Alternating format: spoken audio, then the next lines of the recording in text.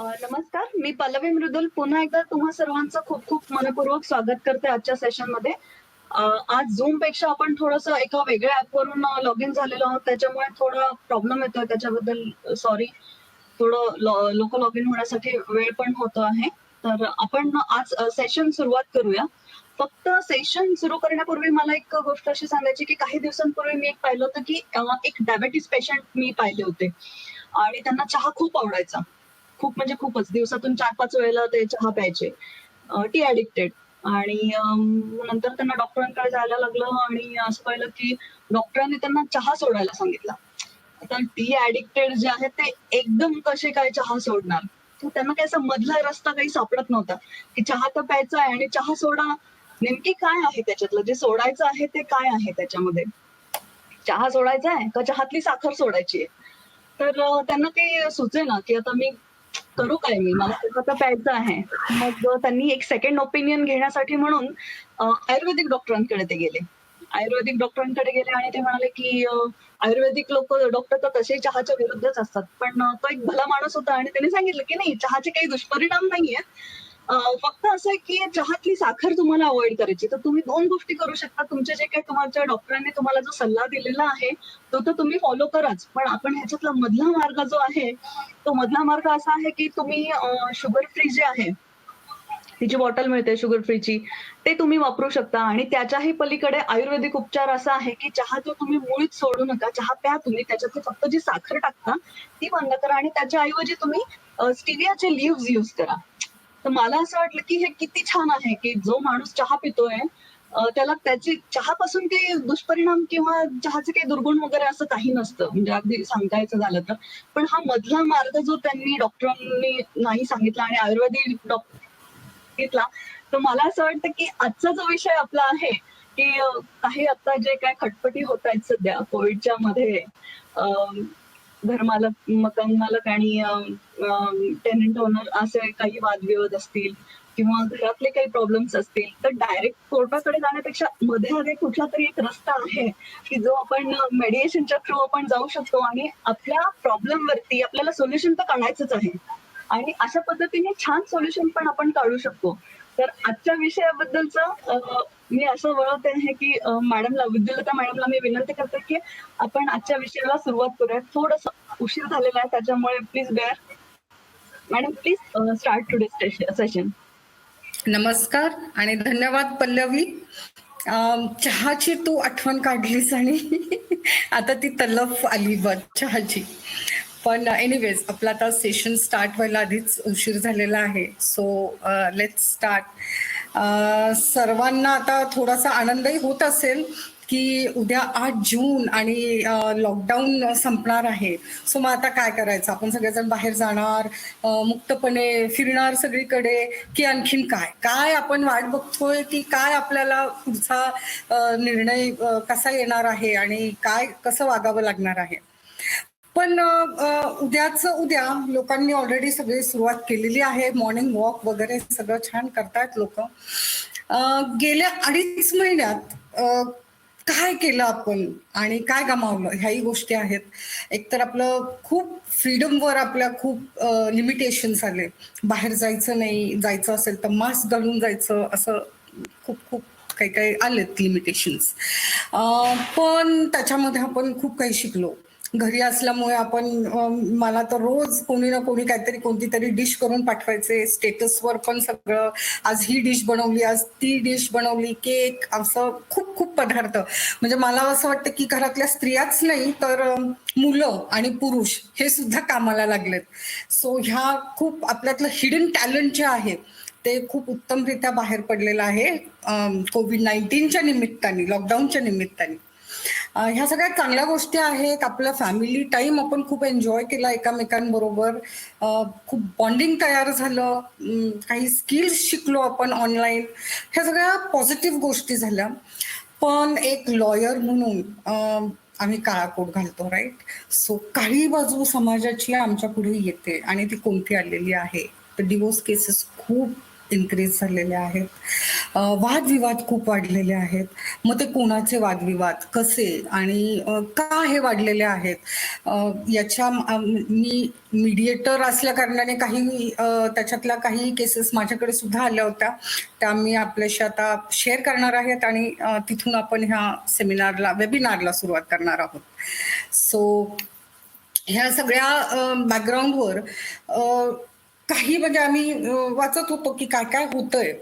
तर एक मैत्रीण अशी माझ्याकडे आली आणि ती म्हणाली, विदुलता अगं मी माझ्या मुलाला USA ला पाठवायचं, तिथे सगळी फी भरली, सप्टेंबरमध्ये तो जाणार होता आणि हे काय झालं आता आम्ही जाऊ शकत नाही, पण सगळी फी तिथे भरलेली आहे, सगळी प्रोव्हिजन आम्ही तिथे केलेली आहे, अगदी त्याच्या राहण्यापासून ते शिक्षणापर्यंत.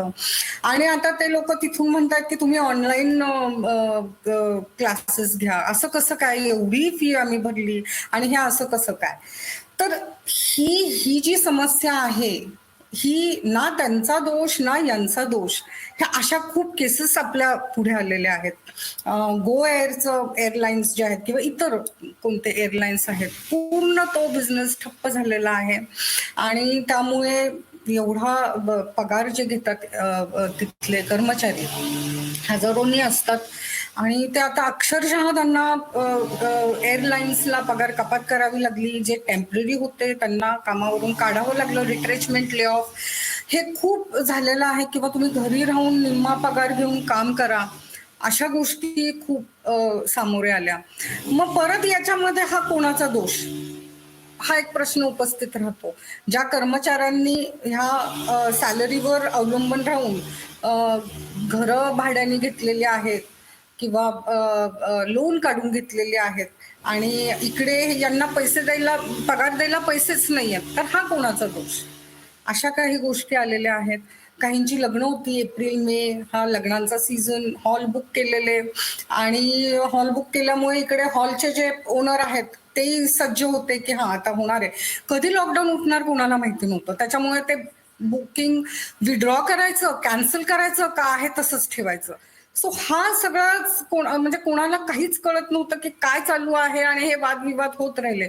आपण जर सगळ्यांना माहिती आहे लक्ष्मी रोडवरचे दुकानं किंवा मॉल्स यांचं लाखो भाडं असतं. आज गेले 2.5-3 महिने हे सगळं बंद आहे.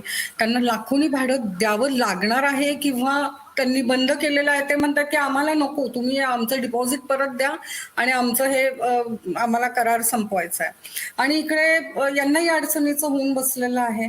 तर ह्या सगळ्या खूप कॉन्फ्लिक्ट समाजामध्ये निर्माण झालं कोविड-19 आणि लॉकडाऊनच्या याच्यामुळे. मी तर असं म्हणेल हे आपण बोलतोय तो कमर्शियल याच्यावर बोलतोय.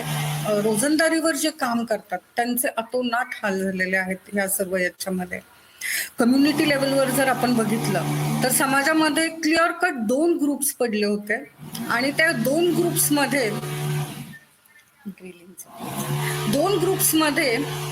एक ग्रुप की मेड हवा आहे, एक ग्रुप मेड नको आहे, असा तो होता. म्हणजे की जो व्हल्नरेबल ग्रुप आहे, वयस्कर आहेत, ज्यांना डायबिटीज आहे, ज्यांचं ट्रान्सप्लांट झालेलं आहे, पेशंट आहेत कॅन्सरचे, त्यांना कुठेही हे मेड्स यायला नको होते. वेरॅज दुसरा जो ग्रुप होता त्यांची अशी इच्छा होती की आम्हाला दिवसभर काम करावं लागतंय, घरी बसूनही आम्हाला वर्क फ्रॉम होम आहे, तो प्लीज आम्हाला मेड अलाव करा आणि कायदेशीर ते अलाव आहे. असं कम्युनिटी कॉन्फ्लिक्ट पण आपल्या समोर आले, फॅमिली डिस्प्यूट आपल्या समोर आले. नवरा बायकोंमध्ये 24 तास एकत्र राहिल्यावर थोडंफार ते झालं की तू करणार मी करणार, मेड नाही मग made for each other, made of each other, अशा सगळ्या गोष्टी व्हायरल होत राहिल्या. मजाही त्याची लोकांनी घेतली. मॅम थोडंसं डिस्टर्ब करते, काहीतरी आवाज येतो, थोडंसं साऊंड डिस्टर्बन्स येतोय. ड्रिलचा आवाज येतोय सोसायटीमध्ये. मी एकच सेकंड ना, जरा एकच second, just give me a minute.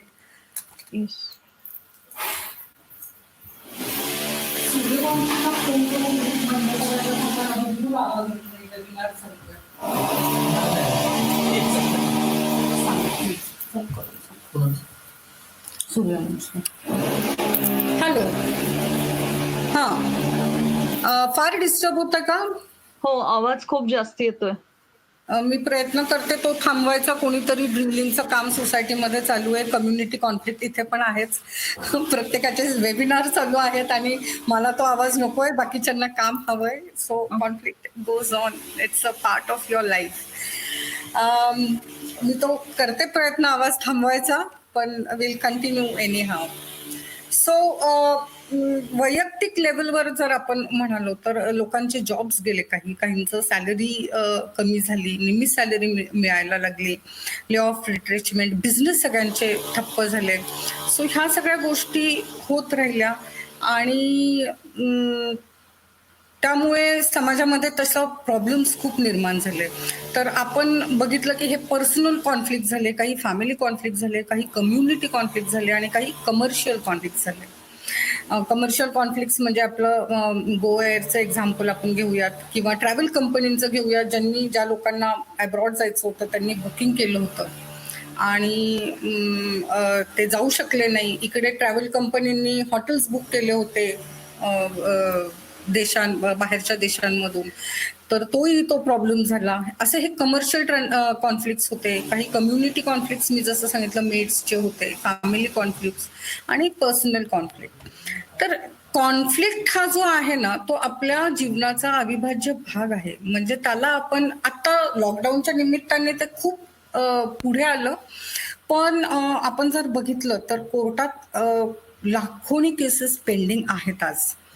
त्याच्यामुळे आत्ताच असं नाही तर कॉन्फ्लिक्ट हा आधीपासून आहे. आत्ता फक्त त्याचं प्रमाण वाढलेलं आहे आणि सगळ्यांना आता असं वाटतं की नाही, शांतता कुठेतरी हवी. ह्या कोविडच्या याच्यामध्ये आपण एकमेकांना साथ दिली, वादही झाले, पण शांतता हवी आहे, एकमेकांची साथ हवी आहे. मग सगळ्यांना शांतता हवी आहे, पण ती कशी शांतता हवी आहे? पीस म्हणजे काय, आपण इथून सुरुवात करूयात. पीस म्हणजे फक्त ऍब्सन्स ऑफ व्हायलन्स नाहीये.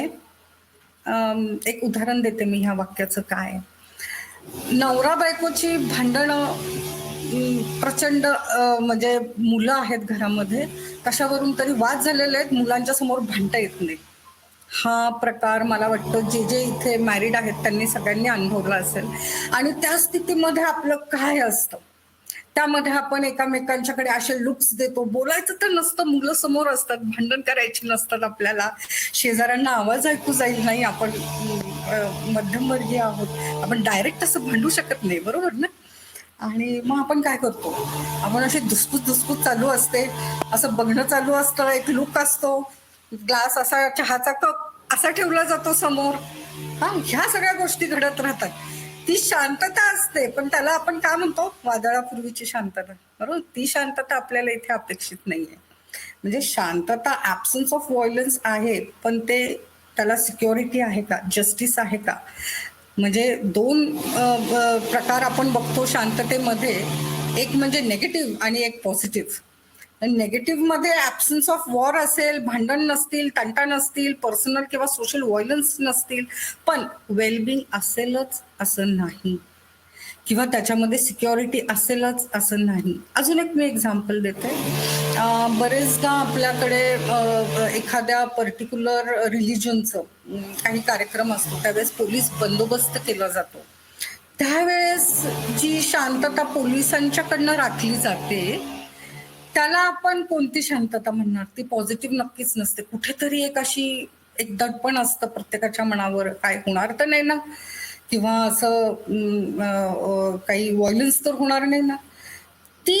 तो पीस नकोय आपल्याला. पीस हवाय तो कोणता हवाय? जिथे एकामेकांना कोऑपरेशन आहे, इंटिग्रेशन आहे, वेलबिंग आहे, सोशल जस्टिस आहे, एकामेकांचे राईट्स जपले जात आहेत.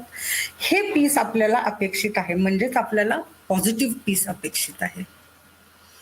बरं, आता हे पीस आपण म्हणतो आणि पीस लीड्स टू हॅपीनेस. आपल्याला माहिती आहे का हॅपीनेस, इंटरनॅशनल हॅपीनेस दिवस कोणता आहे?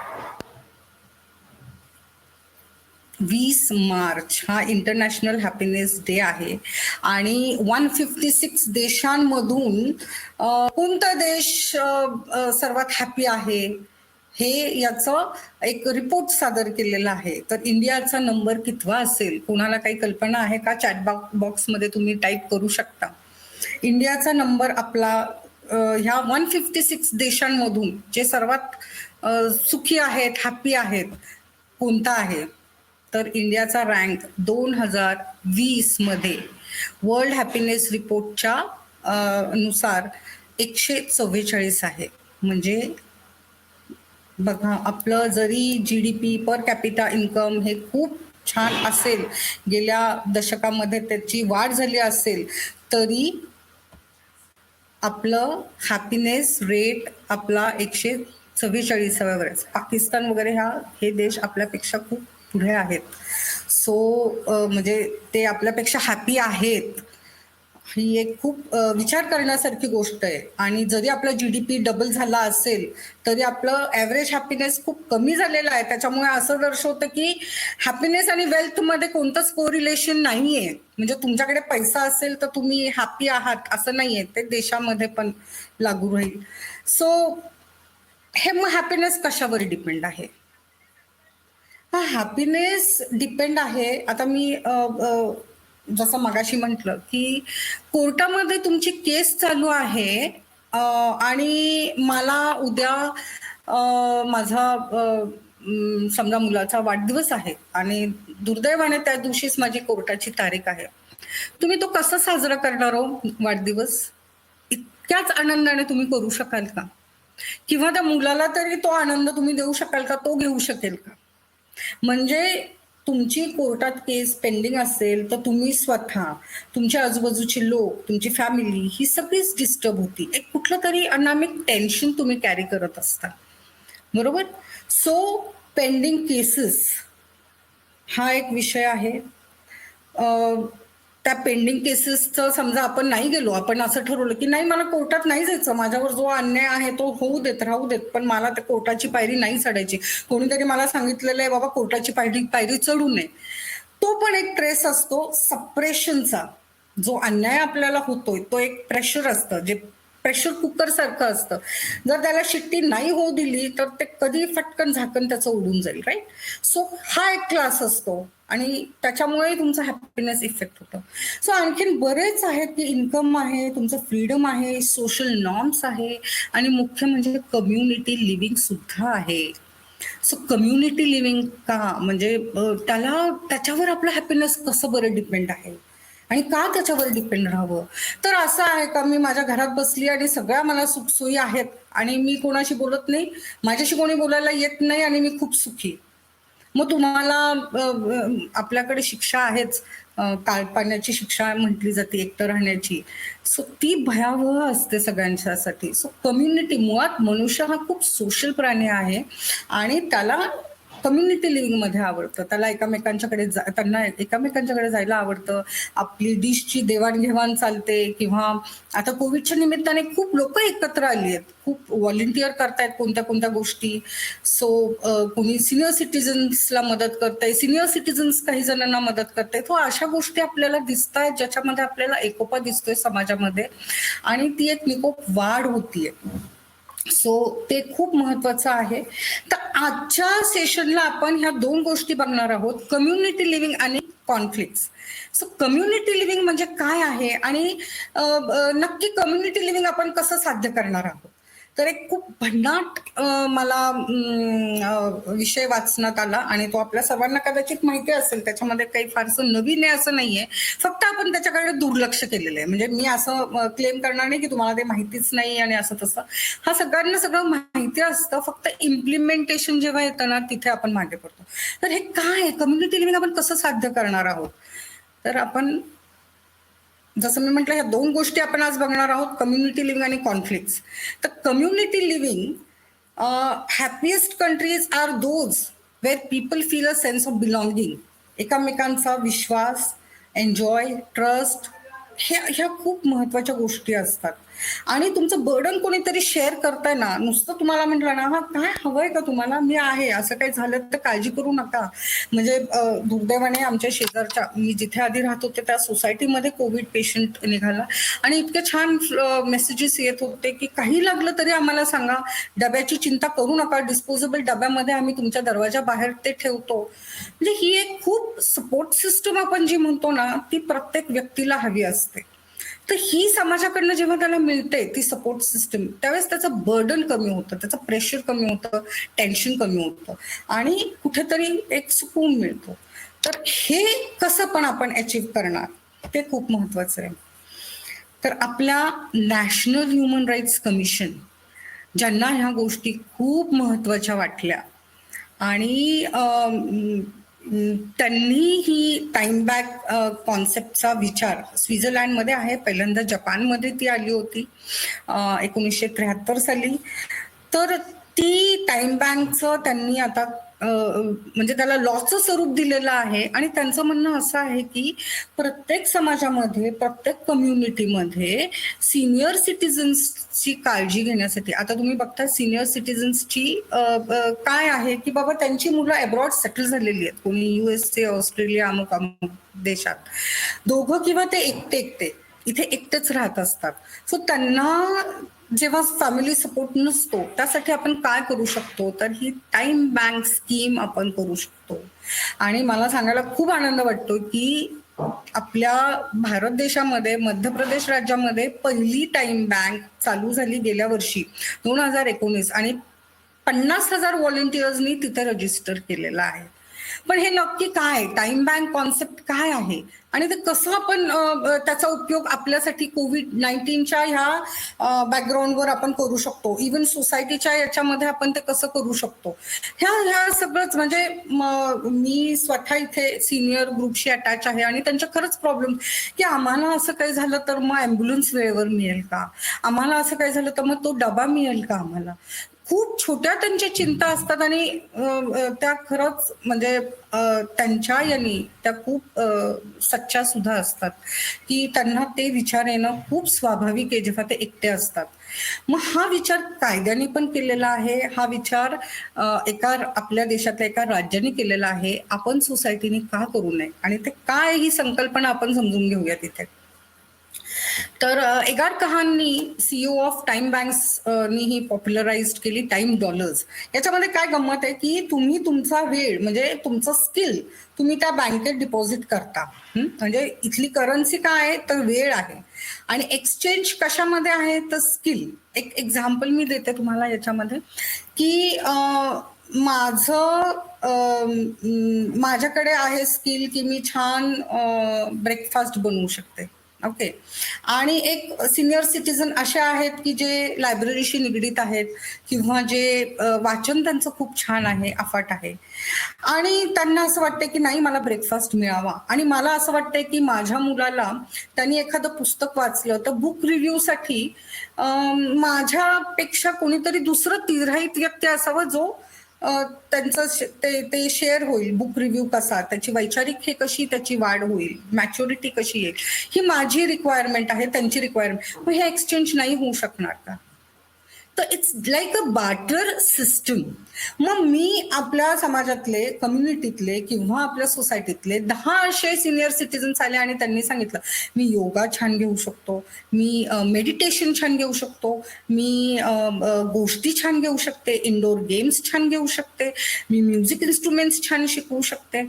अशा कितीतरी गोष्टी आहेत जे ते करू शकतात. आणि त्यांना जर असं कुठेतरी सेल्फ एस्टीम की नाही मी कोणाकडनं कशाला फुकट घेऊ किंवा काय, ह्या गोष्टी आता आपण विसरल्या पाहिजेत. माझ्याकडे हे स्किल आहे, तुझ्याकडे हे स्किल आहे, why don't we exchange that skill and why don't we come together, you satisfy my need and I will satisfy your need. So हे एकमेकांचं जे देवाणघेवाण आहे स्किलच्या स्वरूपात, barter system type, that is what is open time bank concept. आणि यांनी काय होतंय, प्रत्येक व्यक्ती म्हणजे एगार कहान असं म्हणतात की प्रत्येक व्यक्तीमध्ये समाजासाठी काहीतरी देण्याची त्यांच्यामध्ये कुवत असते, प्रत्येकाच्यात काहीतरी स्किल्स असतात. मग तो सिनियर असो, ज्युनियर असो किंवा काय, आपल्याला फक्त ते ओळखायचं की हा याच्यामध्ये हे आहे आणि मग ही व्यक्ती हे करू शकते. खाली मी मॉर्निंग वॉकला गेले तर काल एक मला काकू भेटला आणि मला म्हणाला अगं तू हे करतेस, छान करतेस, माझ्याकडे लिहिलेलं आहे मग कपालभाती ना इतक्या प्रकारे होऊ शकते आणि त्यांनी मला तो कागदही दिला. वाचण्यासाठी. म्हणजे ही उत्स्फूर्तपणे जे आहे ना एकमेकांना मदत करायची आपल्या समाजात आहे, पण मग त्याचा उपयोग आपण आता कोविड-19च्या याच्यामध्ये आपल्या वेलबिंगसाठी किंवा आपल्या ज्या नीड्स आहेत त्या भागवण्यासाठी जर त्याची मदत घेतली तर खूप छान होईल असं मला वाटतंय. तर याचा मला वाटतं प्रत्येकाने जरूर विचार करावा. तरुण मंडळी जे आहेत, जे व्हॉलंटिअर करतात, किराणा आणून देतात, मेडिकल च्या मधून काही लागलं तर आणून देतात, तर त्यांनी जरूर सांगा की हा मी एकटाच बाबा ह्या भाजी व्हॉलंटिअर मी एकटाच केली किंवा मी अमुक एकटाच केलं. सिनियर सिटीजन मी लायब्ररीमध्ये एकटाच थांबलो. म्हणजे हे आपण 1 तासाचं जे आहे करन्सी ती आपली डिपॉझिट होत राहते आणि त्या बदल्यात मी कोणाकडनं तरी काहीतरी घेत राहते किंवा देत राहते. हे अशी ही इतकी उत्तम संकल्पना आहे. तर मला असं वाटतं हे कोविड-19च्या याच्यामध्ये आपण सर्व सोसायटी वगैरे ही सगळ्यांनी ती जर इम्प्लिमेंट केली तर nothing like it. Will have all our needs met with this. मग जसं मी सांगितलं की आपण काय काय स्किल्स एक्सचेंज करू शकतो. बुक रिव्ह्यू, चेस, गार्डनिंग पण हे खूप सिनियर सिटीजन्सला येतं. योगा, मेडिटेशन, इंडोर गेम्स, ह्या अशा खूप स्किल्स आपण एकमेकांच्याकडे एक्सचेंज करू शकतो.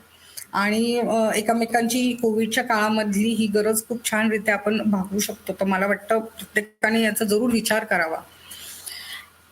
तर मी म्हटल्याप्रमाणे पीस लीड्स टू हॅपीनेस, पण peace can not be kept by force, it can only be achieved by understanding.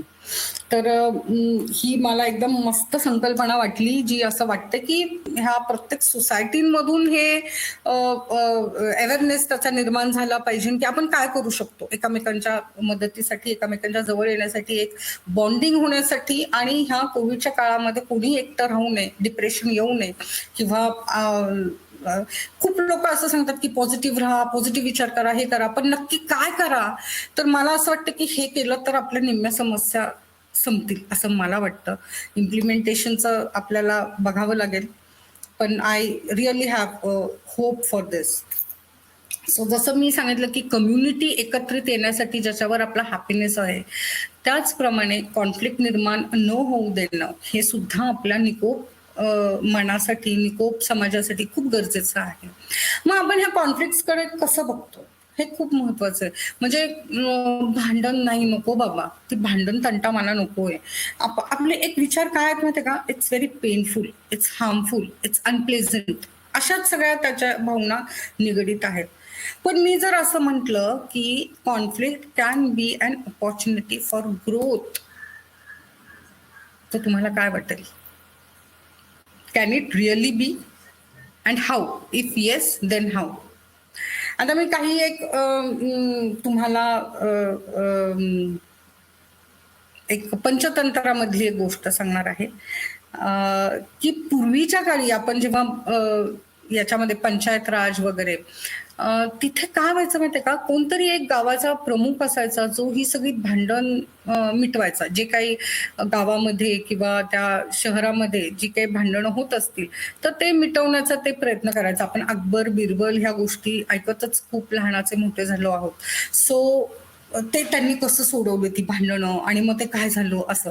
एक गोष्ट मला अजून एक खूप आठवते आणि ती म्हणजे कोणती की एक मूल होतं आणि 2 बायका आल्या त्या राजाकडे आणि त्या म्हणाल्या की हे मूल, एक स्त्री म्हणाली हे मूल माझं आहे, दुसरी म्हणाली नाही नाही ते माझं आहे. अशा तर दोघींचा वाद. तर ते मूल बिचारं काही महिन्यांचं, ते बिचारं काय बोलणार. मग आता काय करावं. तर राजाने खूप विचार केला आणि तो म्हटला आपण असं करूयात, ह्या मुलाचे 2 भाग करूयात, एकीला 1 आणि दुसरीला 1 असं करूयात. तर जी खोटी आई होती ती म्हणाली चालेल चालेल असंच करूयात आपण. आणि जी खरी आई होती ती म्हणाली नाही नाही, मूल तिच्याकडे गेलं तरी चालेल, पण त्या मुलाला तुम्ही काय त्याचे 2 भाग करू नका. आणि मग राजा म्हटला हीच खरी आई. अशा गोष्टी ऐकत आपण आणि त्यावेळेस तो असा न्याय निवाडा व्हायचा. पण मीडिएटरने असं असणं चालत नाही. खूप स्किलफुल आणि ट्रेंड मीडिएटर लागतात आपल्याला, असं होऊ नये म्हणून. सो काय आहे हे कॉन्फ्लिक्ट मीडिएटर, हे कसे सोडवतात ही भांडणं, किंवा ट्रेंड मीडिएटर हा कसा असतो आणि आज त्याची काय का गरज आहे आणि लिगल त्याला काय आहे का बाबा की मीडिएटर असलाच पाहिजे. ह्या सगळ्या गोष्टी आपण पुढच्या भागात बघणार आहोत. हे सगळं परत एकदा सांगते की community bonding leads to happiness, आणि कॉन्फ्लिक्ट रिझॉल्विंग मी असं मुळीच म्हणणार नाही. Conflict transforming leads to happiness. So conflict transforming म्हणजे नक्की काय आहे आणि रिझॉल्विंग का नाही, आणि मीडिएटरचा त्याच्यामध्ये काय रोल आहे. तर हे कॉन्फ्लिक्ट रिझॉल्विंग कोर्टामध्ये आपण जेव्हा जातो त्यावेळेस खरंच ते कॉन्फ्लिक्ट भांडणं मिटतात का, आणि मिटली तरी ती कशी मिटतात. दोन्ही पार्टी असतात, एकाचं लूज आणि विन असतं कोर्टामध्ये जेव्हा तुम्ही जाता. तर कोर्टामध्ये नेहमी एक जिंकतो आणि एक हरतो असं आपल्याला बघायला मिळतं. पण मग दुसरी सिच्युएशन असू शकते का, आपण त्याचा वापर करू शकतो का. तर एक व्हिडिओ आपण बघणार आहोत. मला वाटतं तो आहे का आपल्याकडे. व्हिडिओ नाही आला ना, ठीक आहे, नो प्रॉब्लेम. तर कॉन्फ्लिक्टकडे आपण, मी मगाशी म्हटलं की आपण कॉन्फ्लिक्टकडे कसं बघतो, पेनफुल, हार्मफुल, अनप्लेझंट एक्सपिरियन्स असंच बघतो. आणि मग असा एक्सपिरियन्स असल्यामुळे आपण काय करतो, आपण ते थांबवण्याचा प्रयत्न करतो किंवा होल्डबॅक करतो, कट ऑफ करतो. ते तुम्ही असं कुठेतरी एका सेमिनारमध्ये, वेबिनारमध्ये बसलेला आहात, 100 लोक आहेत, खूप शांतता आहे आणि तुम्हाला शिंक येते आणि तुम्ही आटोक्यात प्रयत्न करताय, नाही ते आली नाही भजन आणि थांबवताय ना. अशा वेळेस काय होतं, हमकास येते आणि खूप जोरात येते की आपल्याला असं एम्बेरेस होऊन जातं. जसं कोणतीही गोष्ट फोर्सफुली थांबवली ना, त्याचा इफेक्ट किंवा त्याचा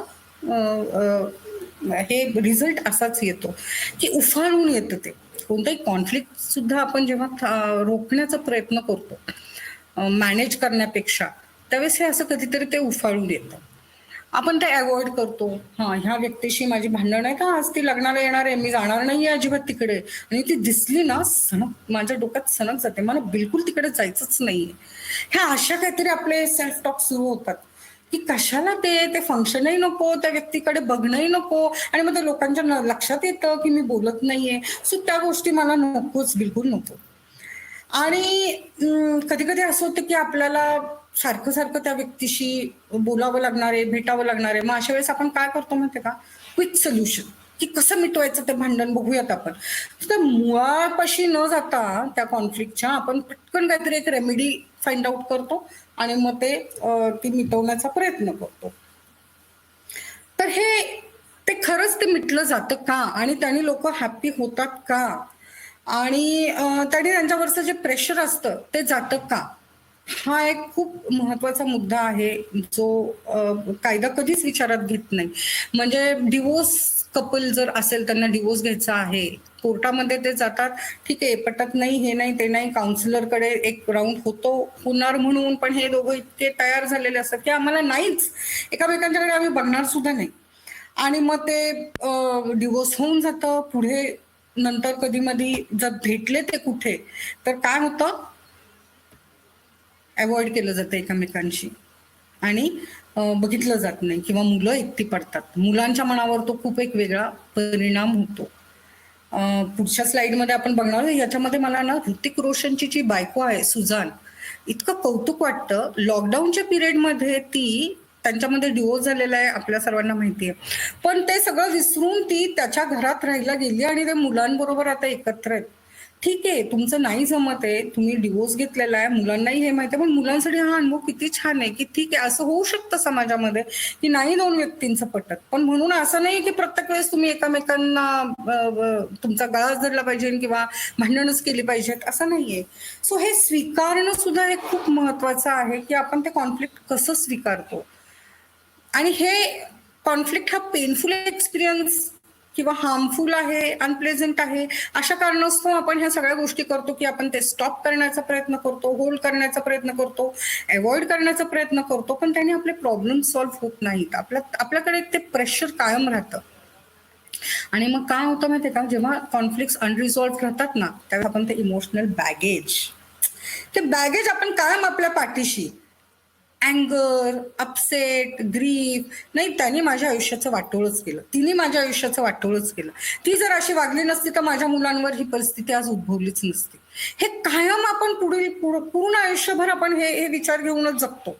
कुठेतरी अपसेट म्हणा आणि माझ्या आयुष्याचं आता असं झालं झालं, आपला समाज एवढा पुढारलेला नाहीये, हे रिलेशन संपलं की लगेच दुसरं लग्न, पण ते नाही झालं तर लगेच तिसरं लग्न, इथपर्यंत आपलं अजून नाहीये. सो ह्या ज्या आपल्या ज्या अपसेट आणि अँगर आणि एक दुःखी जे आहे ना, ते आपण घेऊन पूर्ण वर्ष म्हणजे पुढील सगळं आयुष्य आपण तसंच जगतो.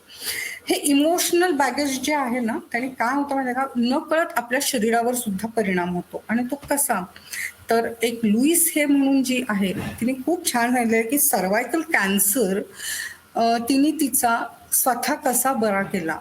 शी has a history of childhood sexual abuse and traumas आणि खूप ते आयुष्यामध्ये भोगलेलं आहे. आणि तिच्यामध्ये की ते फॉगिव्ह जेव्हा मी केलं, लोकांना मी जेव्हा माफ केलं, हे हे हे ते चाइल्ड सेक्शुअल अब्यूज वगैरे हे सगळे इमोशन्स घेऊन ती जगत होती, हेट्रेड फॉर मेन आणि असं ह्या सगळ्या. आणि त्याचा परिणाम तिच्या शरीरावर झाला, तिला सर्वायकल कॅन्सर झाला. सो त्यांचं म्हणणं असं आहे की emotions were not only metaphors, पण दे वर contributing factors for the illness. आणि कसं काय, तर काय काय मुळे म्हणजे कोणत्याही याच्यामुळे काय होतं, अनरिझॉल्व्ड अँगर असेल तर किडनी स्टोन होऊ शकतो. सेल्फ डिनायल असेल तर आपल्याला काहीतरी शरीराचा कोणता तरी भाग दुखतो. डीप सिक्रेट तुम्ही ठेवलेलं आहे, काहीतरी कुठेतरी तुम्ही केलेलं आहे आणि ते गिल्ट, ते ग्रीफ तुमच्या मनात आहे, तर ते कुठेतरी तुमचं कॅन्सरच्या रूपामध्ये बाहेर येऊ शकतं. तुम्ही जेव्हा एक्सप्रेस होत नाही, आता आपल्या देशात रेपच्या केसेस इतक्या अनरिपोर्टेड पण आहेत, आणि त्या स्त्रिया काय करत असतील, हे कुठेतरी खूप अनजस्टिस त्या समाजासमोर येऊ पण शकत नाहीत. आणि ते जे दुःख आतल्या आत लपलं जातं ना, ते फार भयानक त्यांच्यावर परिणाम करतं. सो त्याचा परिणाम कुठे शरीरावर कसा होतो, हे असं त्यांनी सांगितलेलं आहे की ह्या गोष्टींचा शरीरावर आपल्या हे हे हे परिणाम होतात. मग हे होऊ नये म्हणून आपण काय केलं पाहिजे, आपलं इमोशनल बॅगेज आपल्याला कसं उतरवता आलं पाहिजे, हे खूप महत्वाचं आहे. आणि जर आपल्या लक्षात आलेलं आहे की कॉन्फ्लिक्ट आपल्या जीवनाचा अविभाज्य भाग आहे, पण ते कसं हाताळायचं हे आपल्या हातात आहे. Conflict, things which are not in R control and things which are in R control. आपल्याला काही दुःख येणार आहेत, तो आपल्या जीवनाचा एक भाग बनून जाणार आहेत, हे तितकंच खरं आहे. पण त्याला मी रिस्पॉन्स कसा करतेय ते खूप महत्वाचं आहे. त्याच्याकडे मी ते कसं हाताळतेय ते खूप महत्वाचं आहे. सो कॉम्बॅट इज ऑप्शनेबल असं आपण म्हणूया तिथे. आणि याच्यासाठी काय महत्वाचं आहे माहिती का, मीडिएशन. कोर्टात तुम्ही जाताच त्यावेळेस मला ना एक आणखीन गोष्ट आठवते बरं का, मुंगूसची. आणि मुंगूस आणि साप तुम्हाला माहितीये कसं त्यांचं वैर आहे. आणि ही स्लाइड बघायच्या आधी आपण ती एक छोटीशी गोष्ट ऐकणार आहोत. त्याच्यामध्ये असं होतं की एक बाई तिचं लहान तान्हं मूल सोडून शेतावर कामाला जायची, आणि एक मुंगूस त्यांच्या घरात तिने पाळलेलं होतं.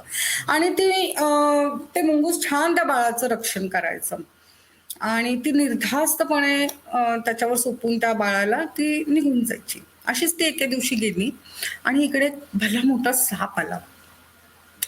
तो साप त्या बाळाच्या जवळ जाणार तितक्यात हा मुंगूस आला, आणि त्यांची भांडणं झाली, रक्त वगैरे आलं, सगळं झालं. आणि त्या मुंगसाने आतल्या खोलीत जाऊन त्या सापाला मारून टाकलं. आणि इकडे येऊन ते बाळ व्यवस्थित आहे ना असं बघत होता ते. तर त्याच्या मुंगसाच्या सगळं शरीराला रक्त लागलेलं ते सापाचं, आणि त्या बाळालाही ते लागलं. ही आई जेव्हा आली त्यावेळेस तिला काय दिसलं, तिला असं दिसलं की बाळाच्या अंगाला रक्त आहे आणि या मुंगसाच्या अंगाला रक्त आहे, आणि काहीच विचार न करता ती पटकन रिॲक्ट झाली आणि याला मारून टाकलं, मुंगसाला. सो काय होतं माहितीये का, वरवरच्या गोष्टी दिसतात ना त्या खूप वेगळ्या असतात, आणि याला आपण सर्कमस्टन्शियल एव्हिडन्स म्हणूया, जे कोर्टात ग्राह्य धरलं जातं. पण आतमध्ये खरंच ते तसं असतं का, इथपर्यंत कधीच कोणी जात नाही. आणि ह्या सगळ्या गोष्टी मीडिएशनद्वारे सॉल्व्ह होऊ शकतात, किंवा मीडिएशन आहे ना रूट ऑफ द कॉज जातो. ते जाणं खूप महत्वाचं असतं की नक्की काय, what is the trigger point of this, हे जाणणं खूप महत्वाचं असतं. सो हे ना इमोशन्सचं दखल घेणं, नक्की ट्रिगरिंग पॉइंट काय आहे याची दखल घेणं, किंवा नक्की बॅकग्राऊंडमध्ये काय झालेलं आहे. डिवोर्स केस आहे हे दिसतं आपल्याला, पण आतमध्ये नक्की कोणत्या कारणास्तव झालेला आहे हे जर तुम्ही ट्रिगर केलं तर मे बी ते सॉल्व्ह होऊ शकतं, मॅनेज होऊ शकतं आणि त्याच्यातनं छान आउटकम सुजान आणि ऋतिक रोशन सारखा होऊ शकतो की ठीक आहे, नाही पटलं आपलं, पण मुलांसाठी आपण एकत्र येऊयात, आपण कायम असं वाकडं तोंड करता कामा नये. हे खूप गरजेचं आहे निकोप मुलांची वाढ त्या दृष्टीने होण्यासाठी. सो हे एक उदाहरण झालं की आपल्याकडे काही जे इमोशन्स किंवा नक्की वास्तुस्थिती काय किंवा रूट कॉजला जाण्याची हे मीडिएशन मध्ये होतं. आता आणखीन मी तुम्हाला एक हे सांगणार आहे की जसं मी इथे लिहिलेले बँक. काय झालं, आता मध्यंतरी एक मुलगा माझ्याकडे आला होता आणि त्यांनी MBA झालेला होता. MBA ला मी शिकवायची, तर एक एंटरप्रेनर त्याला असं वाटलं की आपण व्हावं आणि त्यांनी प्राईम मिनिस्टर फंडचा उपयोग करून एका बँकेकडनं लोन घेतलं आणि बिझनेस त्याचा सुरू केला, एंटरप्रेनरशिप. दुर्दैवाने तो पिकअप नाही होऊ शकला आणि जे काही लाखो रुपये होते ते लॉस मध्ये गेले. तर इथे गंमत बघा आता कशी झाली. एकीकडे बँक कशामध्ये इंटरेस्ट आहे की मला माझे पैसे हवेत आणि हा मुलाला काय हवंय की माझा बिझनेस सेट करायचा पण मी आता देऊ शकत नाहीये, मग मी काय करू. तर त्याने मला विचारलं मी डिक्लेअर करू का मी बँकरप्ट आहे, म्हणजे जाऊ देत ना, माझ्या मागे तो लगदा तरी लागणार नाही, सारखंच आपल्या ते माझ्या मागे तकादा लावत आहेत की बाबा माझं आमचं लोन द्या, हे द्या. आता मी नाही देऊ शकत मॅम, तर मी डिक्लेअर करतो बँकरप्ट. मग मी त्यांना म्हटलं की ठीक आहे, तू जरी डिक्लेअर केलं बँक, नंतर तू बिझनेस चालू शकणार आहे का, दुसरी बँक तुला लोन देऊ शकणार आहे का, आणि एकदा तू त्या फील्डमध्ये बँकरप्ट म्हणून जर तुझं असं तयार झालं इमेज, तर तुझ्या ग्रोथच्या दृष्टीने ते कसं होणार आहे. आणि इकडे बँकेलाही सांगितलं की तुम्हाला इंटरेस्ट काय, समजा तो तुम्ही त्याला मॉर्गेज वगैरे याचं तुम्ही त्याला त्याच्यावर केस दाखल केली, हे केलं, तर तुम्हाला तो सांगणार मी बँकरप्ट झालोय, तुम्हाला तुमचे पैसे मिळणार नाहीयेत, मग काय आपण मार्ग काढू शकतो का याच्यामधून. आणि असं म्हटल्यानंतर त्या बँकेत आणि त्या मुलाच्यातच सगळी नेगोशिएशन झाली आणि बँक म्हटलं की आम्ही तुझा बिझनेस तुला उभारण्यासाठी आणखीन काही फंड्स देऊ, तू आम्हाला, किंवा आपण वेगळ्या अँगलने ते हे करूयात. असं होऊन त्यांच्यामध्ये इतकं छान नेगोशिएशन झालं की आता तो आज तो मुलगाही इतका छान सेटल आहे, बँकेचं लोनही तो बऱ्यापैकी देऊ शकलेला आहे. मला वाटतं ते 60% त्यांनी दिलेलं आहे. बँक खुश आहे की चला 60% तरी आपल्याला मिळाले, पूर्ण जिथे जाणार होते ते मला 60% मिळाले आणि त्या निधीनुसार काही लोनवर पाणी टाकलं जातं ते निधान ते आपल्याला टाकावं लागणार नाहीये. अशा गोष्टी ना मीडिएशनद्वारे होऊ शकतात, जिथे कोर्टात जाऊन त्याचा काहीच उपयोग नाही. म्हणजे ना बँकेला उपयोग, त्याला पनिशमेंट होऊन, नाही ह्या मुलाला उपयोग स्वतःला बँकरप्ट डिक्लेअर करून, दोघांचं नुकसानच आहे. सो हे जे आहे ना हे फक्त मीडिएशनद्वारे होऊ शकतं. अँसेस्ट्रल प्रॉपर्टीचं उदाहरण आहे. एक आणखी एक खूप छान केसमध्ये माझ्या याच्यामध्ये आली. ती बहीण आली होती की मला, म्हणजे तो दावा होता कोर्टामध्ये चालू की मला अँसेस्ट्रल प्रॉपर्टीमध्ये माझा राईट क्लेम करायचा आहे आणि ती वर्षानुवर्ष केस चालू होती. तर तिने काहीतरी चाकणसारख्या ठिकाणी त्यांची खूप फ्लॅट्स होते, बिल्डिंग्स होत्या आणि त्याच्यामधून तिने क्लेम केलं होतं की मला किमान 10 फ्लॅट्स पाहिजेत असं तसं. तर हे जेव्हा सामोरे आलं त्यावेळेस ठीक आहे, कायदा काय म्हणेल, घेऊन टाक तुझं entitle, you are entitle for half share equality, तुझे हे घेऊन टाक, भावाला द्यायला लागेल तो. याने प्रॉब्लेम काय सॉल्व्ह होणार आहेत का, किंवा तिची जी राईट आहे ते तिला मिळणार, पण रिलेशन्स मेंटेन होणार आहे का, किंवा ती का गेली होती ते राईट्स मागायला, हे जेव्हा तिला विचारलं त्यावेळेस ती म्हणाली की मला ना आई वडिलांचं भावाने सांभाळ करावा अशी खूप इच्छा आहे माझी. सो जर त्यांनी सांभाळ केला तर मी माझे पूर्ण राईट्स नाही मागणार, काही सोडून देईल, पण जर त्यांनी ते केलं तर मला आनंद होईल. मग इकडे भावाशी बोलल्यावर भाऊ म्हणाला मी जबाबदारी घ्यायला तयार आहे, पण ती सगळेच राईट्स मागत होती. मग म्हटलं मी तरी का जबाबदारी घेऊ. हे असं काहीतरी झालं आणि तो प्रश्नही छान मीडिएटरद्वारे एकदम उत्तमरित्या सॉल्व्ह झाला. आता तिने काही भावाच्या याच्यामध्ये क्लेम सोडून दिला आणि आई वडील भावाकडे असून उत्तमरित्या ते बघतात, दोघांचे रिलेशन्स हे खूप छान मेंटेन झालेले आहेत. तर हे सगळं इथे मीडिएशन मध्ये असं होऊ शकतं. इव्हन आपण डिवोर्सिंग कपल सुझानचं एक्झाम्पल बघितलं ना, असे खूप खूप एक्झाम्पल्स आहेत जे मीडिएटरकडेच गेले पाहिजेत. कोर्टात जाऊन ते कोणाचंच फायदेशीर नाहीयेत. मग हे मीडिएटर नक्की काय करतात आणि कसं काम करतात हे बघणं खूप गरजेचं आहे. तर पहिली गोष्ट म्हणजे ते नीड्स आणि इंटरेस्ट काय आहेत पार्टीचे ते बघतात. जसं आपण ह्या अँचेस्टर प्रॉपर्टीमध्ये बघितलं, आपण काय बघितलं की त्या बाईची निकड काय होती की मला आईवडिलांचा सांभाळ व्यवस्थित भावाने केला पाहिजे, त्याच्यामध्ये तिला इंटरेस्ट होता आणि ती तिची गरज होती. कोर्टात जाऊन हे झालं असतं का? नाही, तिला तिचा हिस्सा मिळाला असता आणि ती धुसपत राहिली असते किंवा तिला जे हवं होतं ते नसतं झालं. म्हणजे नीड्स आणि इंटरेस्टचं जे आहे ना, ती दखल मीडिएशनद्वारे घेतली जाते. ती कोर्टात घेतली जाईलच असं नाही किंवा किंबहुना नाहीच घेतली जात असं खूप लक्षात आलेलं आहे. सो नीड्स आणि इंटरेस्टकडे हे मीडिएटर्स बघतात. दुसरी गोष्ट म्हणजे मीडिएटर याच्यामध्ये सांगत नाही हा तुम्ही असं असं करा, तुम्ही असं असं करा, नाही.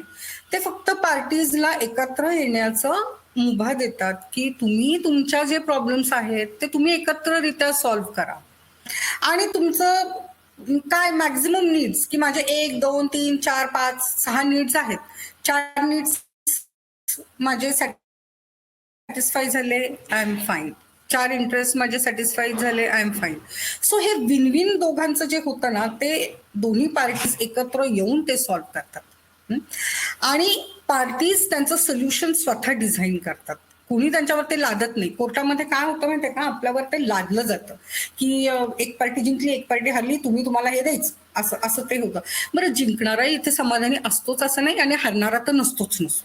सो जिंकणार आहे, जसं हे अँचेस्टर प्रॉपर्टी, समजा तिला मिळालं तिचं इक्वल शेअर, तरी ती समाधानी सुखी असेलच असं नाही, कारण तिचा मेन इंटरेस्ट काय होता, आई वडिलांची देखभाल. ते जर होत नसेल तर ती जिंकूनही ती असमाधानीच असणार आहे. सो बरेचदा काय होतं, कोर्टात जिंकणारही असमाधानी आणि हरणारा तर असमाधानी. म्हणजे हे तसं मीडिएटरमध्ये नाही होत. विन विन सिच्युएशन दोघांसाठीही होते आणि हे खूप गरजेचं आहे, खूप फायद्याचं आहे जे तिथे होऊ शकतं. दुसरी गोष्ट म्हणजे रूट कॉजमध्ये मीडिएशनमध्येच आपण जाऊ शकतो. बेटर अंडरस्टँडिंग म्हणजे जेव्हा डिवोर्सचे केसेस असतात त्यावेळेस सुरुवातीला फार इमोशनल टर्मॉइल होत असतं, हे असं तसं तसं रडारड आणि एकामेकांवर आरोप वगैरे ह्या सगळ्या गोष्टी होतात. पण एकदा ते निघून गेलं, ते शांत झालं वादळ इमोशनल टर्मॉइलचं, तर मग एकामेकांचं बेटर अंडरस्टँडिंग होऊ शकतं.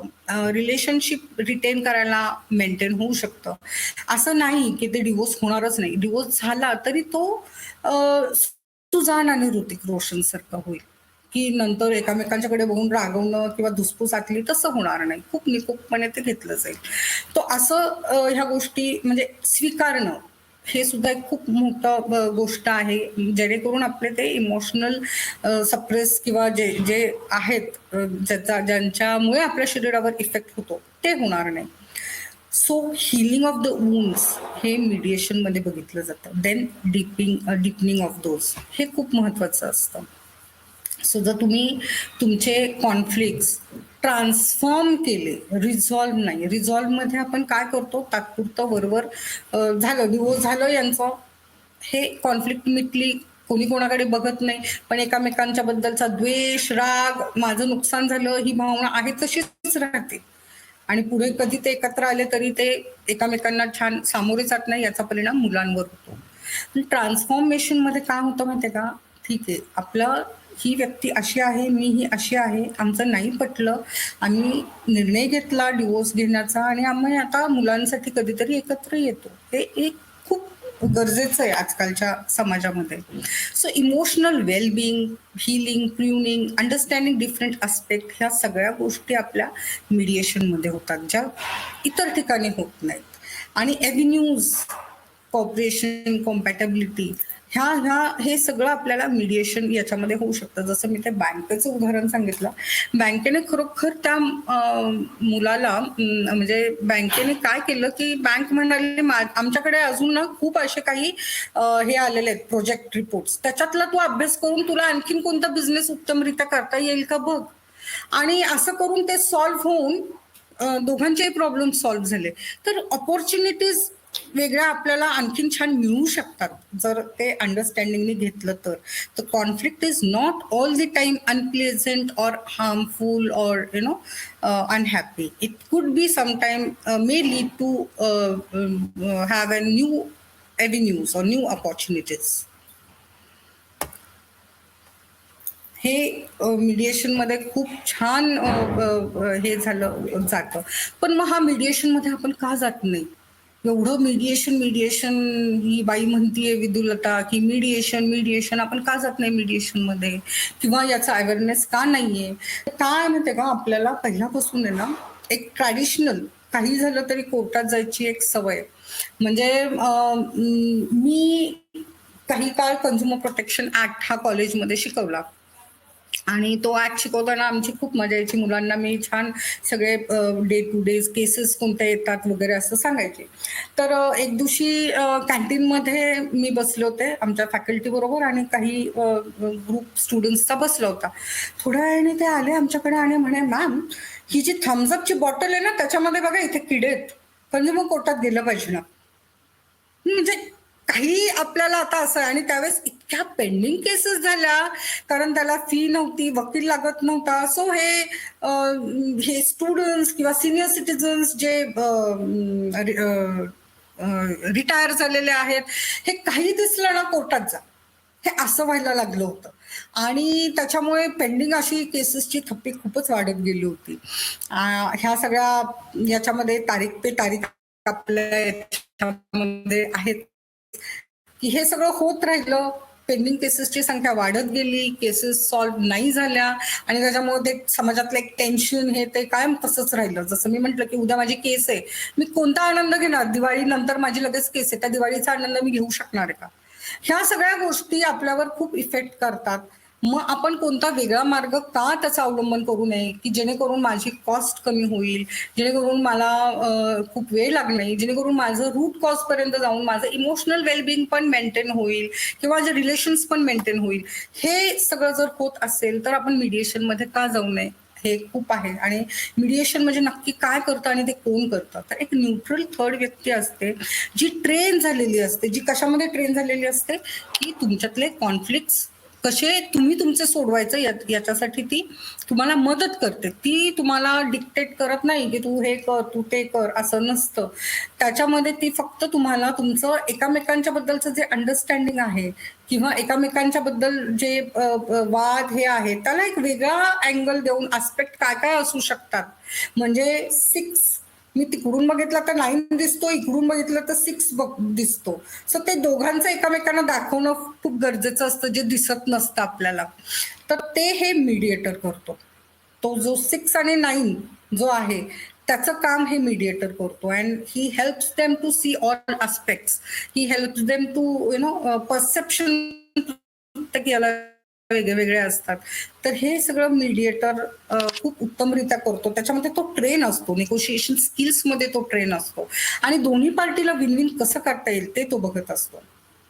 तर हे सगळं थर्ड पार्टी करते जी इम्पार्शियल असते, म्हणजे कोणाचीच बाजू ती घेत नाही आणि प्रॉब्लेम सॉल्व्हिंग फॅसिलेट करतं ते की तुमचे कसे तुम्ही प्रॉब्लेम सॉल्व्ह करा. कुठे तो डिक्टेट करत नाही.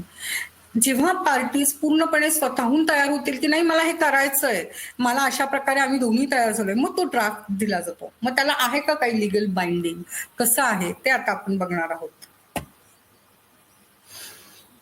केस आपण मगाशी बघितलेली आहे. तर मीडिएशन मगाशी आपण जसं सांगितलं की मेंटेन म्हणजे खूप कोणत्या गोष्टींमध्ये मीडिएशन उपयोगी करतं. समजा कोणी कोणाचा खून केला, चोरी केली, त्याच्यामध्ये मीडिएशनचा काही उपयोग नाहीये. म्हणजे क्रिमिनल याच्यामध्ये काही 1-2 एक्सेप्शन्स आहेत, पण क्रिमिनल केसेसमध्ये मीडिएशन केलं जात नाही. मग मीडिएशन कोणत्या केसेसमध्ये केलं जातं? तर अँसेस्ट्रल प्रॉपर्टीचे वाद जिथे असतील, जसं मी मगाशी म्हटलं बहिणीने भावावर केस केली, तिथे मीडिएशन होऊ शकतं. 2 भावांच्यात वादविवाद आहे पार्टिशनवरून, माझी ही जागा ती जागा, माझे त्याच्यामध्ये इमोशन्स आहेत, ह्या घरात मीच राहणार, ह्या घरात मी लहानाचा मोठा झालेलो आहे, तिथे मीडिएशन उपयोगी पडू शकतं. कम्युनिटीमध्ये जेव्हा वाद असतात तिथे मीडिएशन उपयोगी पडू शकतं. किंवा म्हणजे समजा आता एक छान गार्डनची प्लेस आहे सोसायटीमध्ये आणि लोकांना पार्किंग अपुरा आहे. मग जे ज्यांना पार्किंग अपुरा आहे ते म्हणतात की नाही, इथे पार्किंगची जागा होऊ शकते. आणि ज्यांची मुलं लहान आहे, ज्यांना गार्डन लागतंय, ते म्हणतात नाही नाही नाही नाही, का तुमची मुलं मोठी झाली, मग आता आमच्या मुलांना गरज नाही का? हे जे वाद आहेत ना, हे मीडिएटरद्वारे छान सॉल्व्ह होऊ शकतात. आणि मेंटेनन्स जे आहे, म्हणजे पूर्वी एक पिअर प्रेशर किंवा सोसायटल प्रेशर होतं पेरेंट्सला सांभाळायचं. आता ते कुठेतरी कमी होतंय. मग ते मेंटेनन्सचं पेरेंट्सला, आता तो ऍक्टच आहे सिनियर सिटीजन, त्याच्यामुळे वादच नाही. पण ह्या सर्व केसेसमध्ये मीडिएटरचा रोल खूप खूप महत्वाचा आहे, जो कोर्टाद्वारे नाही छान सॉल्व्ह होऊ शकत. मग मीडिएटरला काही लिगल बाइंडिंग आहे का आणि ते कसं?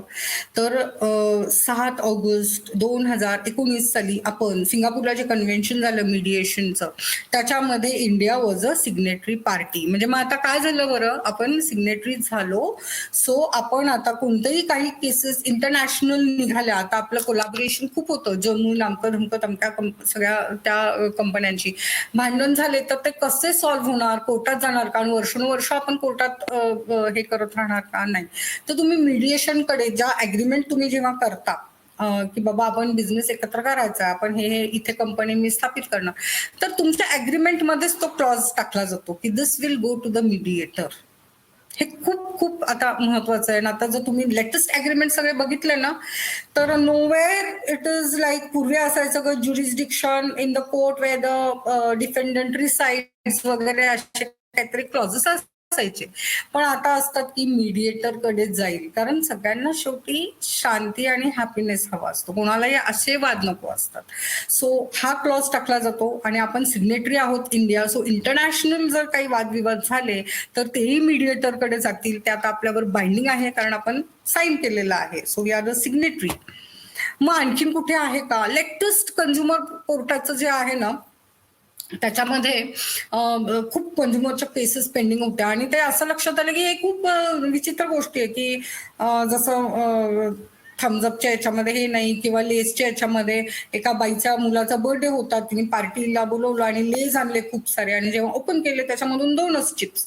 मी म्हटले हे काय एम्बॅरेसिंग. इट्स नॉट दॅट की मला ते त्याचं मोबदला हवाय, पण ते एम्बॅरेसिंग फिलिंग आलं, मुलं माझ्याकडनं उपाशी गेली, याचं काय?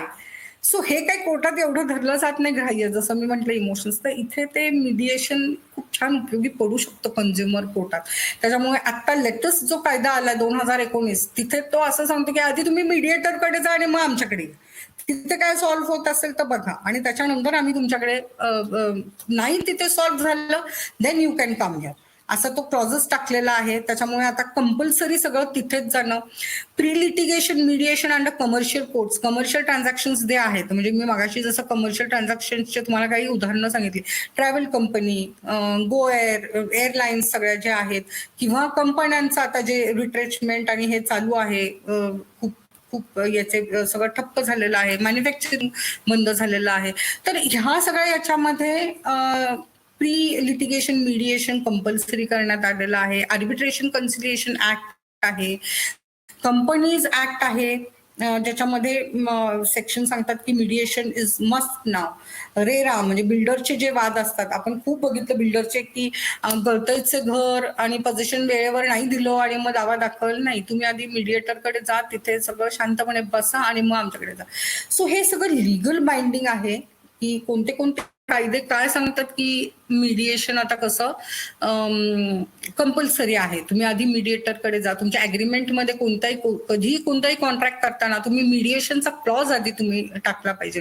हे आता खूप गरजेचं आहे, याची अवेअरनेस होणं खूप गरजेचं आहे. आणि तुमच्या भांडणांच्या मुळाशी जाऊन तुमचे रिलेशन्स रिटेन राहायचे असतील तर there is no other alternative than the mediator is what I would like to से.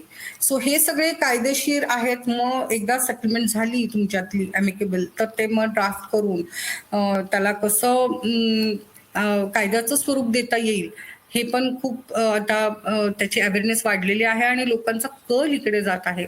पण त्याच्यामध्ये एक आहे की फक्त ट्रेन मीडिएटर, म्हणजे जो अक्रिडिटेड आहे, ज्याचं ट्रेनिंग व्यवस्थित झालेलं आहे 40 तासांचं, ज्याला काही अनुभव आहे, ज्याला हे स्किल्स माहिती आहेत किंवा ह्या सगळ्या गोष्टी पाहणं खूप गरजेचं आहे. अन्यथा काय होतं माहितीये का, की एखादा अनट्रेन मीडिएटर जो म्हणजे जसं आपण पंचायत जो मुलाला म्हणतो की कापा ह्या मुलाला 2 भागामध्ये, एक हिच्याकडे द्या, एक तिच्याकडे द्या, असं व्हायला नकोय आपल्याला, बरोबर ना? तर हे असं होऊ नये म्हणून ट्रेन मीडिएटर असणं फार गरजेचं आहे.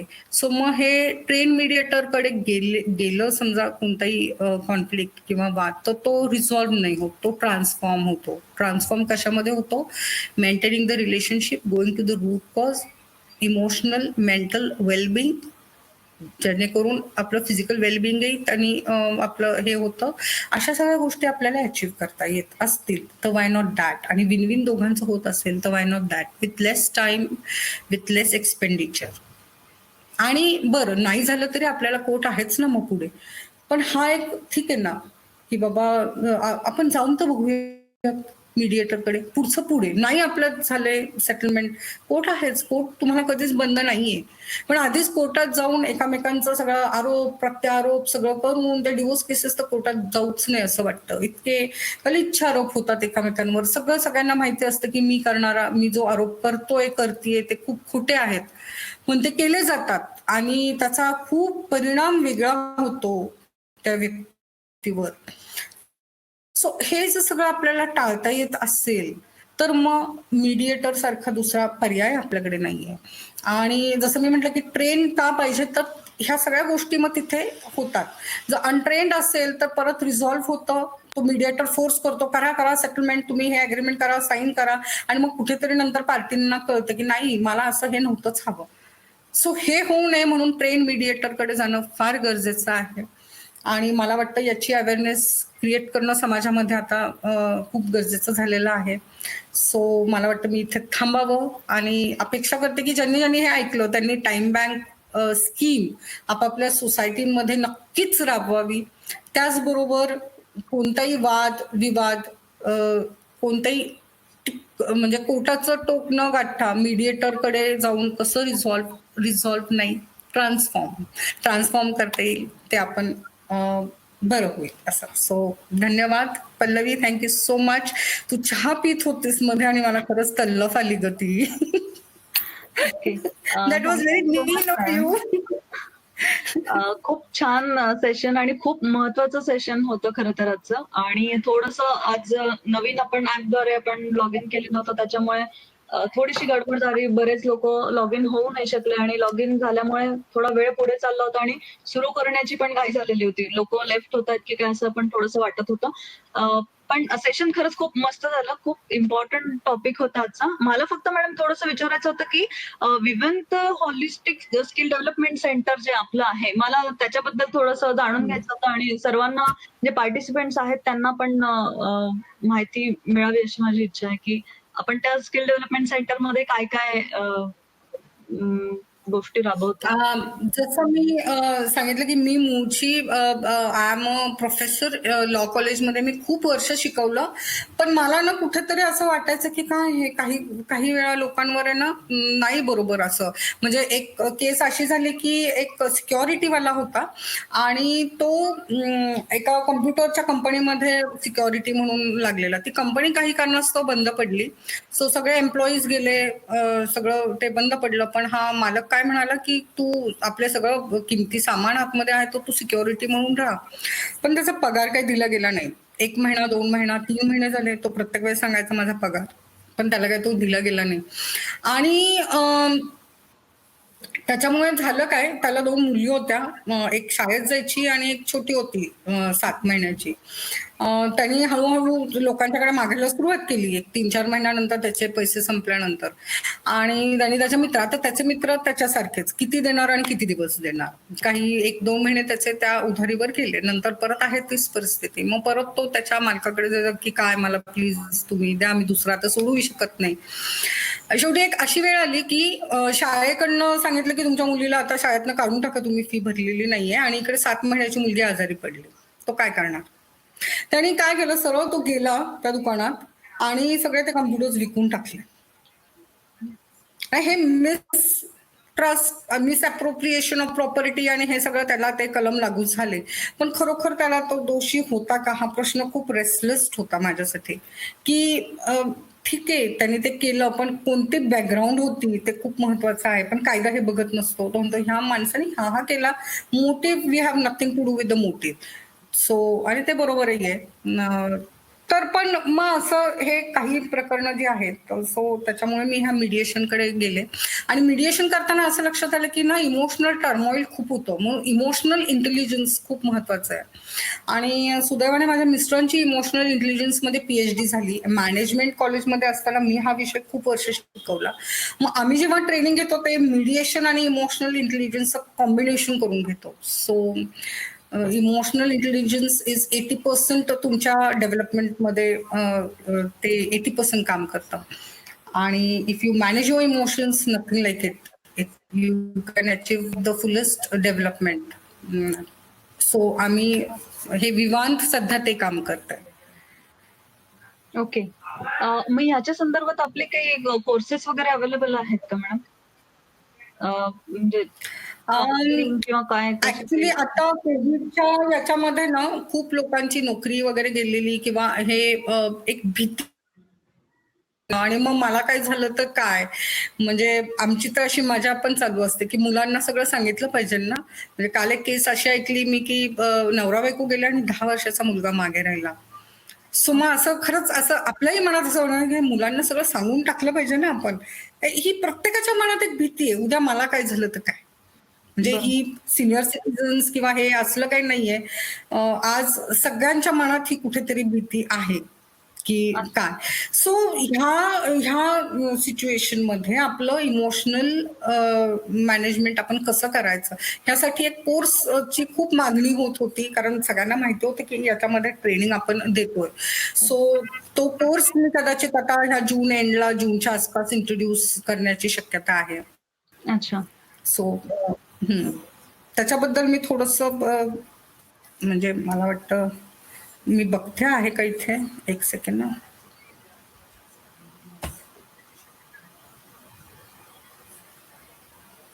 म्हणजे माहिती. हा, हे इमोशनल जे मी मगाशी म्हटलं ना त्याचं एक साधारण स्वरूप आहे, जे खूप मी सांगितलं की याची मागणी खूप आहे. सो इमोशनल इंटेलिजन्सचा एक सर्टिफिकेट कोर्स आम्ही आता आणतोय आणि जो 4 दिवसांचा असणार आहे, तर हा कपलसाठी, पेरेंट्ससाठी, म्हणजे एकमेकांशी कसं वागायचं किंवा मुलांशी आपण कधी कधी ना तू शांत बसते, इमोशनल सप्रेशन होतं किंवा नेग्लिजन्स होतं इमोशन्सचं, ते कसं होऊ नये किंवा त्याचे इफेक्ट्स. आणि छोट्या छोट्या ऍक्टिव्हिटीज आहेत, गेम्स आहेत, हे school teachers, school founders, corporates यांच्यासाठी हा कोर्स आपण डिझाईन केलेला आहे. आणि याच्यामध्ये म्हणजे नक्की इमोशनल्स तुमचं कसं परिणाम करतं मेंटल फिजिकल वेलबिंगसाठी, तुमचं बॉन्डिंग कसं निर्माण होऊ शकतं, तुमचं कामकाजाच्या ठिकाणी तुमचं बॉन्डिंग कसं छान किंवा तुमचं मैत्रपूर्वक संबंध कसे असू शकतात, हे सगळं आपण ह्या कोर्समध्ये हे करणार आहोत. ओके. आणि काही ऍक्टिव्हिटीज, काही टूल्स आणि टेक्निक्स आपण याच्यामध्ये सांगणार आहोत. येस. आणि हा नंतर सपोर्ट ग्रुप कायम राहणार आहे, म्हणजे नंतरही कोणाला गरज लागली तर हा व्हॉट्सअपवर किंवा असं सोशल मीडियाद्वारे हा कायम ग्रुप राहणार आहे. कायम राहील. ओके. हो खूपच हो वेगळा आणि मस्त विषय आहे कोर्सचा. हो हो. आणि आता सो सध्या ऍक्च्युली मला हा ऍक्च्युली हे काय झालं, म्हणजे इथपर्यंत मी सगळे वेबिनार्स आपण सगळे फ्री करत होतो, पण आता एक असं वाटलं की निदान कमी याच्यामध्ये आपल्याला काही करता येईल का, म्हणजे एक सोशल एंटरप्रेनर की कसं आपल्याला हे, म्हणजे आधी माझी जी फी होती ती 3,900च्या आसपास होती, ती आता आपण फक्त 850ला ह्या कोर्सची आजची ऑफर आहे. मस्त. अच्छा, ही आजच्या पुरतीच आहे ऑफर, बरोबर ना? हो हो, ओके. आजच्या पुरती ही ऑफर आपण ठेवलेली आहे. अच्छा. सो मला असं आणि वाटतं की याच्यासाठी सगळ्यांनी याचा सर्टिफिकेट देणार. फायदा घ्यायला काही हरकत नाही, कारण की खूप विषय खूप वेगळा आहे आणि खूप गरजेचा आहे. आणि 3,900 आणि 850 म्हणजे फायद्याच्या दृष्टिकोनातून जर बघायला गेलं तर 850 रुपये त्याच्यातून मिळणारा जो काही फायदा आहे तो 850 रुपये असं मला वाटतं की खूप छोटीशी अमाऊंट आहे ही. त्याच्यातून जे काही आपल्याला मिळणार आहे त्या दृष्टिकोनातून. तर मला असं वाटतं की याचा फायदा घ्यायला हरकत नाहीये कोणी. आणि याच्याबद्दल जर काही इन्फॉर्मेशन अजून हवी असेल तर मॅडम प्लीज नंबर शेअर करू शकता का आपला? हो. माझा नंबर 9822697721 किंवा मी असं म्हणेन की इवन तुमच्याकडे जरी रजिस्टर केलं तरी चालणार आहे. You can share, we both can share the number. Contact number repeat करता प्लीज. 982269 686669. 7721. ओके.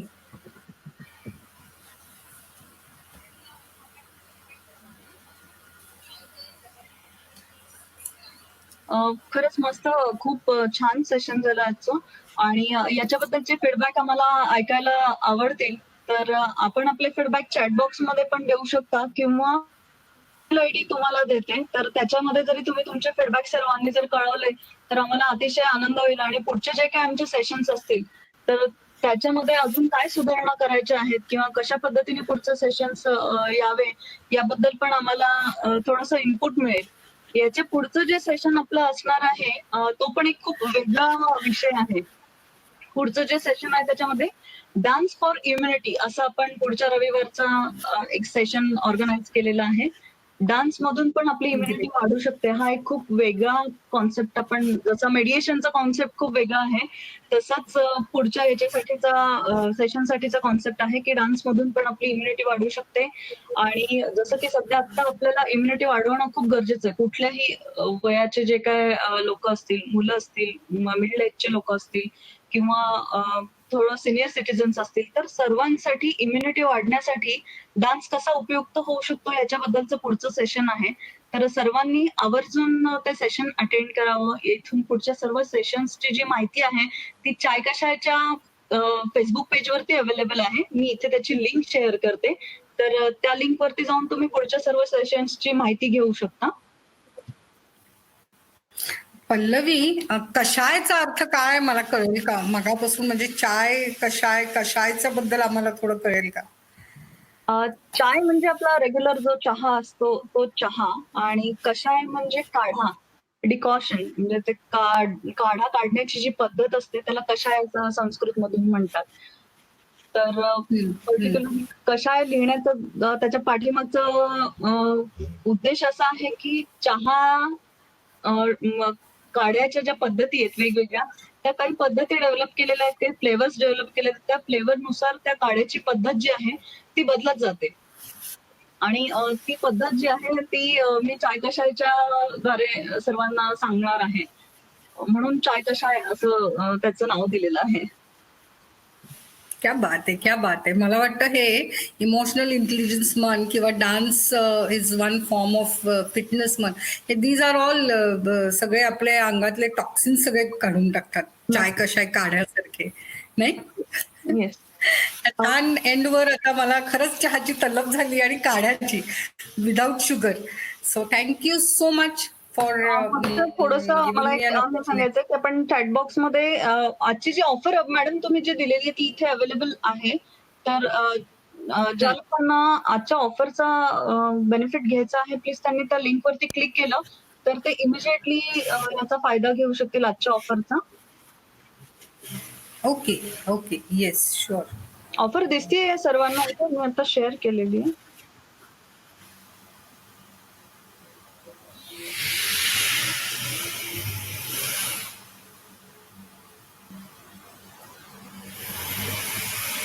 आहे का सर्वांना? हो दिसतीये मला वाटतं. म्हणजे ओके, तर ज्यांना आजची जी ऑफर घ्यायची आहे त्यांनी त्या लिंक मध्ये क्लिक करून आजची ऑफरचा बेनिफिट घेऊ शकता. आणि इथून थँक्यू, धन्यवाद. याच्या संदर्भात तर मॅडमचा नंबर दिलेला आहे आणि जर काही लॉग इन वगैरे नाही झालं तर मी माझा नंबर पण शेअर करते. काही अडचण आली तर तुम्ही मला पण कॉन्टॅक्ट करू शकता. सर्व पार्टिसिपेंट्सला खूप धन्यवाद की त्यांनी आजचं सेशन अटेंड केलं आणि थोडं सुरुवातीला जी गडबड झाली ती बेअर केली त्याच्याबद्दल पण धन्यवाद. Thank you Vidyulata madam. Thank you. Thank you Pallavi आणि सर्वांना खूप खूप सर्वांना धन्यवाद. थँक्यू. थँक्यू.